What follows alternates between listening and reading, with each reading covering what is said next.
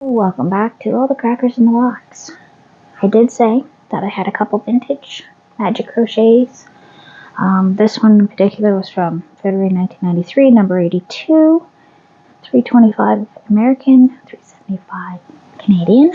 And this one here is October 1991, number 74, same price. So, there's a couple things to look at in these ones that are really neat. And I want to weave in the ends on my bucket hat now that I finally got it washed and dried and all that good stuff. Finish it off so my daughter can have it. And we'll go from there. Yeah, I think I have to put it this way for it to keep it shape. Anyways, so glad you're here today.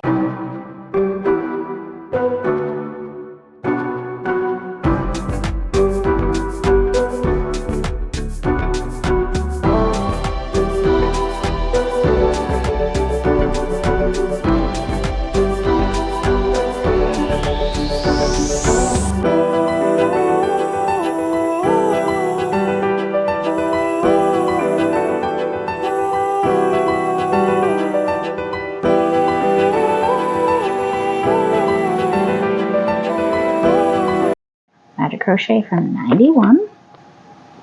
Look at that beauty. I remember, I think my mom did this one, and that is super textured. She said there's a lot of wrapping involved. Okay, so I was saying about a star one, right? See the star here? And then you got these gorgeous picos all the way around. I really like this one for maybe doing the poncho, the circular poncho for my youngest. So hers would be last because this would be the one that would be the most difficult. But I really liked this pattern. I thought this was really, really pretty. Now this is not one I want to do because this flower here is super textured in the middle. I just wanted to show how pretty that is. Look at those pineapples around there. Just so nice. So delicate. So beautiful. Alright. This pattern intrigued me. I am quite into that. I may make a bag out of that at some point. I really like the circles to the star shape around that. That is really cool. So I just showed you a couple things out of the book. There was more things, but I didn't want to go too crazy with showing off a book that I'm not sure I am allowed to show. But it gives you a general idea that sometimes going back in time, you're going to find really, really neat things. This one is the one from February 1993.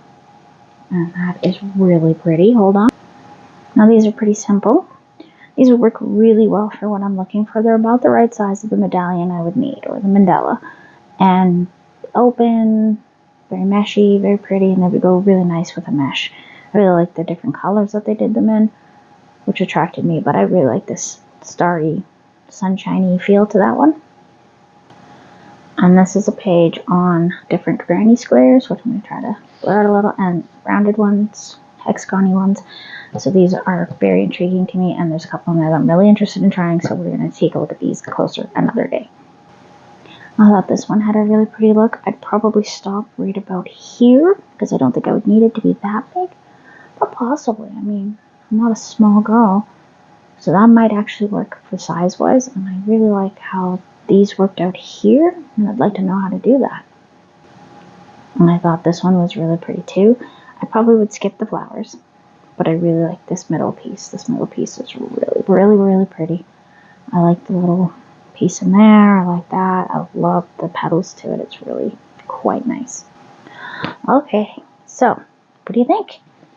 Some really, really neat things to look at in those magazines. I am super excited about trying some of those and seeing how they work out. If they don't work out, a lot of them have graphs. Yeah, so that's going to be fun, and we're going to figure that out as we go. Now, I have to weave in some nice ends here. I'm debating about how to do this. Like, do I want it on the side, or do I want to try it on the side I intended? My son says it looks a little weird, but I kind of like it.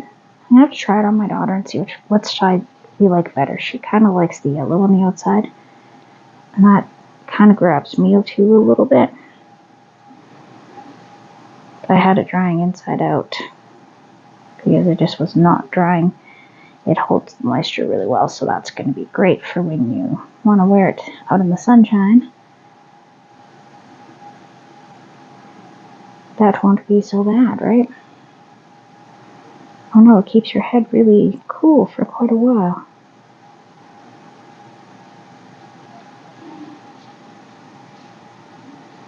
And on these hot days where she walks up the hill to school, I'd like to have this done for her for Monday because it's going to be a hot day.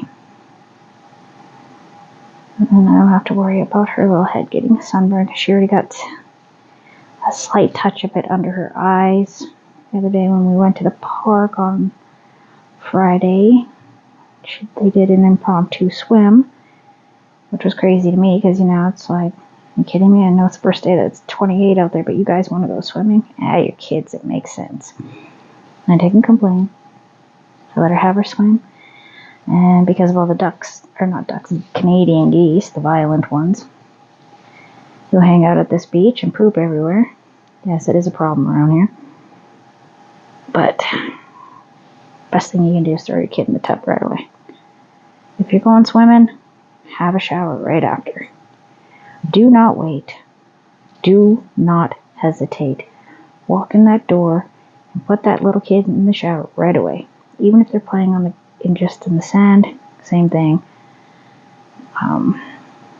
You can get swimmer's itch, and that is just so not fun. And my daughter has eczema already, so I don't want to make it more exasperated. She's got some nice scabs on her legs. She's been itching down low where her socks cover.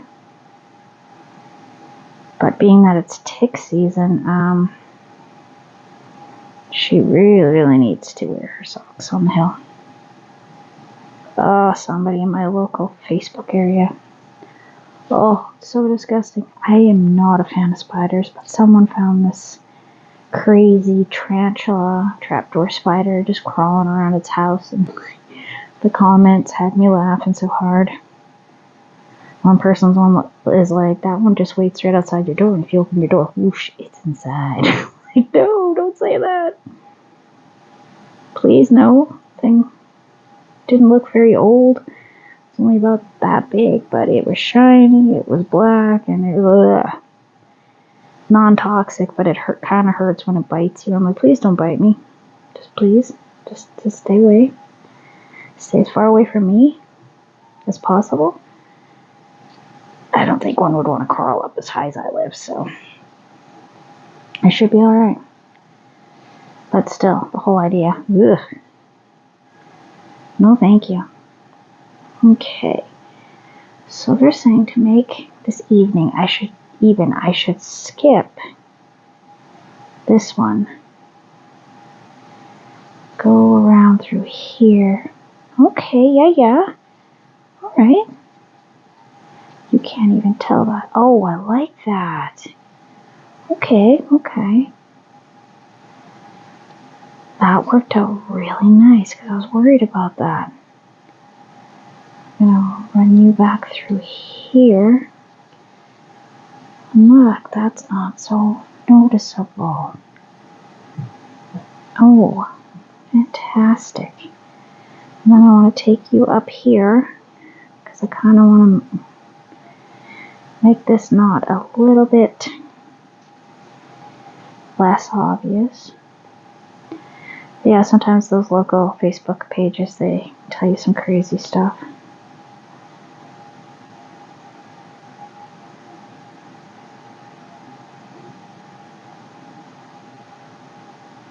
There we go. And we go through there, so that is going to be a little more tucked away. Hopefully not noticeable as much.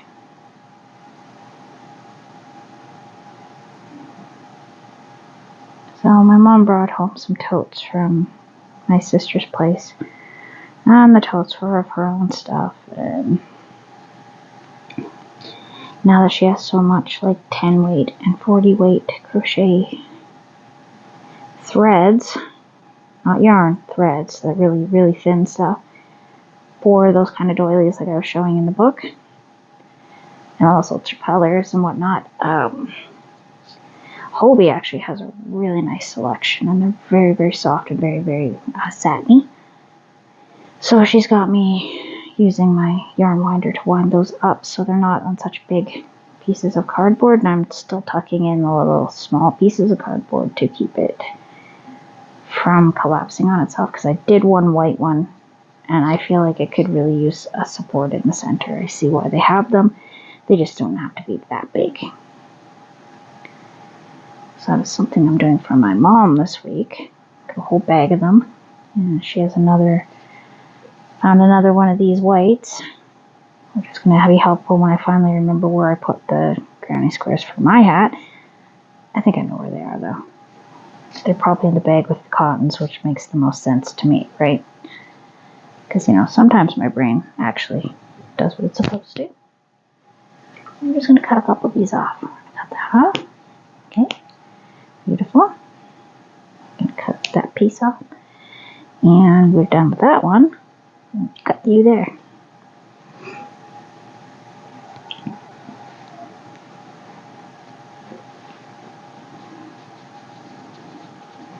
I knew there'd be some ends, and I was kind of avoiding it, but I saw this reel today on Facebook because I was taking it easy and taking a little break after folding up 45 loads of laundry. I had to pull some laundry out of storage for my youngest to wear, so I needed to get those done, and just general laundry as well, the weekly stuff. Anyways, so I did a lot of folding of laundry. So during one of my breaks, I was on Facebook, and I'm looking at the reels, and I found this one that just broke my heart. Somebody had made a gorgeous corner-to-corner bag for themselves, just a tote, and they had opted to not weave in their ends, and it was crumbling. It was just disintegrating in the middle, roughly in the middle, and I almost cried looking at it. I was like, oh no. Because my mom and I were talking about how tedious it is and how some people are saying that they just don't want to do it. And I'm going, okay, well, that's cool. But aren't you worried that your piece is going to come apart? Because I know I worry about that a lot. I put everything through my new washing machine on delicate and like the lightest load ever. Just because everything needed a freshening up. It's been sitting over by my chair for quite a while. Some of it hasn't really been washed, and I wanted to try out the delicate cycle. See what I need to do to control how many. Like, it has the craziest computer on it. It wants to ask me, like, how many spins do I want? Do I want less spins for this particular piece or this load, or more spins? Like, is this a really dirty load or not dirty, and all that fun stuff, which is quite a bit more than my last one. My last one was just dials. It's like, is this a hot wash or a cold wash? Do you want a full, medium, or small? Alright, is this cotton? No? Then go over here. Cotton or delicate? Those are your choices. This one's like, is this towels? Is this heavy duty? Do you want just cold water?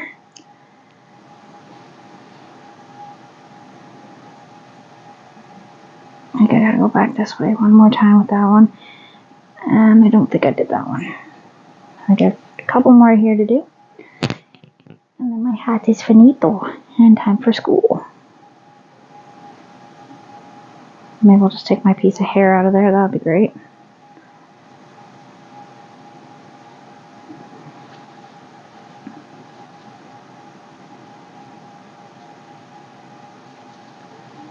Okay. We're going to go back this way through you.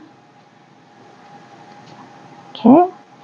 And you do want to go through the fibers. Like, that is one thing that a lot of people didn't tell me when I first started, and I found some of my first stuff has come undone. That's why I'm a little bit touchy about them coming out. Nobody told me to go through. I just went under. I did not know that it was probably the best idea to like go through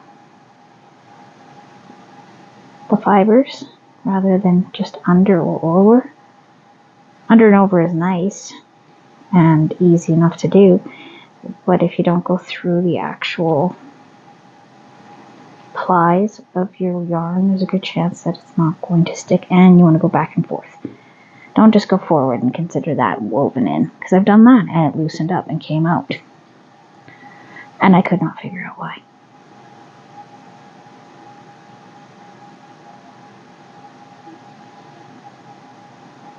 Oof, I got a video on mute playing there and that kind of spooked me. That was cool. Sorry, I got scary videos playing back there. I'm just in the mood for scary stuff. And this girl's going to blow out her candles. And they have an open door behind her though. And her candles went out, so now everybody's all like, what's going on? There's nobody behind her. Nobody blew those out.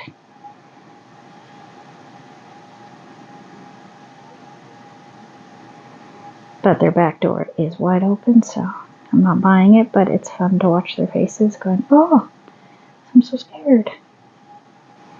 It's startling.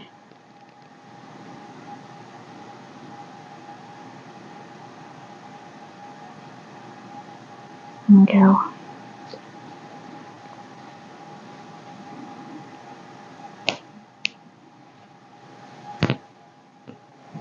Okay, almost there. Almost done this beautiful thing. I really like it. I think the yellow goes good. I don't think it's that far off because it is a pale yellow. I think a bright yellow would have ruined it, but a pale yellow is acceptable. To go with the paler colors, where the purple is the darkest color, the most vibrant. The pinks are a little muted compared, at least in one of the balls.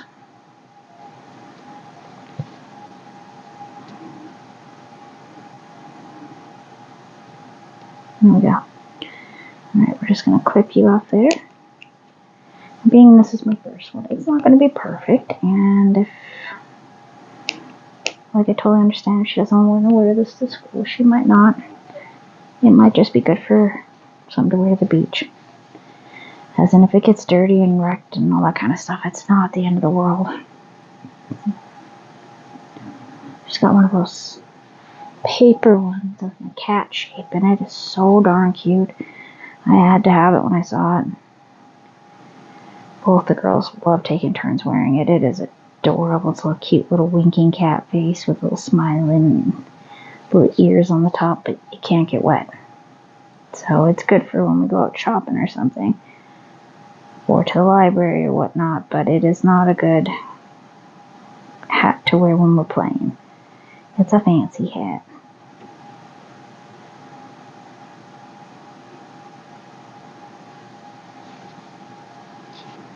It's not even that fancy. It's just a Walmart hat. I don't think they sell them anymore, but it was cute. And so, try to take care of it.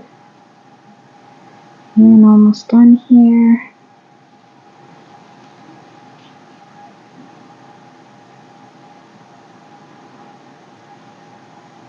I'm not going to be able to wear this and show it on my own head right now. I am feeling like I got a hot flash going on, and I'm really, really sweating right now. And it's not even hot in here. The air conditioner is on. Whew. Gonna need a water break in a second here. So, just a moment while I find somebody to try this on. Alright, so this is what it kind of looks like inside out. Let's try it the way I made it. We're using Daddy Shark from Baby Shark. He's one of our newest acquirements, friends for the bedroom. I think we're probably going to have to go with it this way. The sun says it looks all squared off, and I think it's going to be just fine. You can flip it up a little if you want to. Hee hee.